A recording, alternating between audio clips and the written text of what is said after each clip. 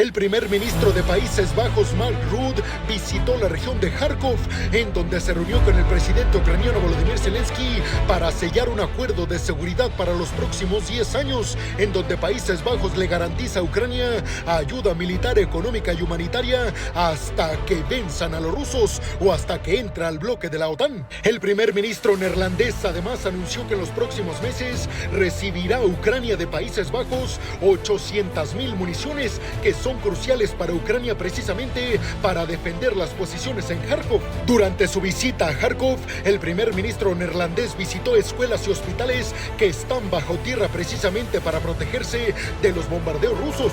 Hasta el momento ya son 7 países occidentales que firman acuerdos de seguridad con Ucrania para los próximos 10 años y al parecer Japón sería el octavo. ¿Lograrán los occidentales con estos acuerdos mantener la independencia ucraniana?